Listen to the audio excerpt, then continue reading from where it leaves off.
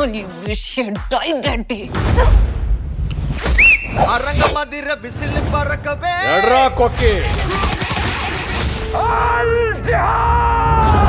গত 2 বছরে বলিউডে এক বড় পরিবর্তন লক্ষ্য করা যায়, যেখানে একসময় পারিবারিক নাটক ভিত্তিক সিনেমা বক্স অফিসে আধিপত্য বিস্তার করত, সেখানে এখন এ সার্টিফিকেট প্রাপ্ত চলচ্চিত্রগুলোই তৈরি করছে সাফল্যের নতুন ইতিহাস। সহিংসতা, অন্ধকার দিক এবং সাহসী গল্প বলার ধারা সব মিলিয়ে এই সিনেমাগুলো দর্শকদের নতুন অভিজ্ঞতা দিচ্ছে এবং বক্স অফিসে সুনামি তুলছে। এই পরিবর্তনের কেন্দ্রে রয়েছে এমন কয়েকটি সিনেমা যেগুলো শুধু ব্যবসায়িক সাফল্যই পায়নি, বরং বলিউডের ভাগ্য বদলে দিয়েছে। এমন বলিউডের 8 সিনেমা নিয়েই আজকের আয়োজন। এ তালিকার সবার শীর্ষে রয়েছে ধুরন্ধর 2 দ্য রিভেঞ্জ, যা বিশ্বব্যাপী 1700 কোটি রুপির বেশি আয় করে নজির গড়েছে। এ সার্টিফিকেট প্রাপ্ত কোনো ভারতীয় সিনেমার জন্য এটি একটি ঐতিহাসিক সাফল্য। ডার্ক অ্যাকশন ও সাসপেন্সে ভরপুর এ ছবিটি প্রমাণ করেছে শক্তিশালী গল্প এবং বিশ্বমানের নির্মাণ দর্শকদের হলে টানতে পারে। এর পরের অবস্থানে রয়েছে ধুরন্ধর, যা এই ফ্র্যাঞ্চাইজির প্রথম সিনেমা।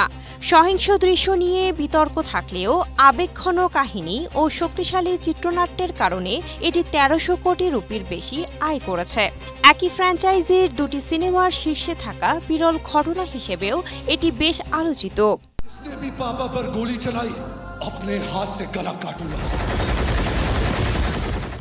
তৃতীয় স্থানে রয়েছে অ্যানিমেল, পরিচালনায় সন্দীপ রেড্ডি ভাঙ্গা এবং অভিনয়ে রণবীর কাপুর। বিতর্ক সত্ত্বেও ছবিটি প্রায় 915 কোটি রুপি আয় করে এবং এ সার্টিফিকেট প্রাপ্ত সিনেমাগুলোর জন্য নতুন ব্যবসায়িক দিগন্ত খুলে দেয়। বলকি কোই বাহার সে অন্দর না যায়। চতুর্থ অবস্থানে থাকা সালার পার্ট 1। প্রভাস অভিনীত এই সিনেমাটি দক্ষিণ ও বলিউডে 2 বাজারেই সমানভাবে সফল হয়।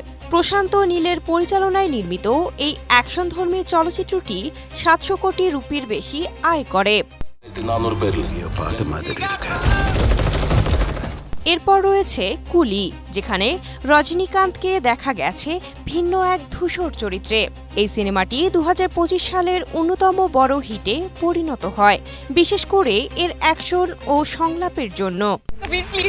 अगर तुझ में भी मेरे लिए वैसा पागलपन है then call me otherwise you know me. ষষ্ঠ স্থানে রয়েছে কবির সিং। শাহিদ কাপুর অভিনীত এ চলচ্চিত্রটি এ সার্টিফিকেট প্রাপ্ত সিনেমা নিয়ে পরিবেশকদের ভয় অনেকটাই দূর করে।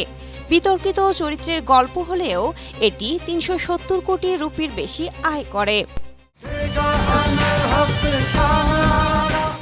সপ্তম স্থানে রয়েছে দ্য কাশ্মীর ফাইলস, যা প্রমাণ করে সুপারস্টার ছাড়াও একটি সিনেমা বিশাল সাফল্য পেতে পারে।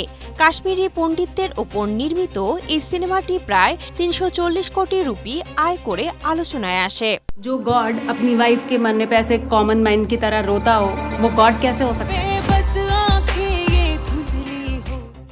তালিকার শেষ দিকে রয়েছে দ্য কেরালা স্টোরি, যা সংবেদনশীল বিষয়বস্তু নিয়েও বক্স অফিসে সফল হয়।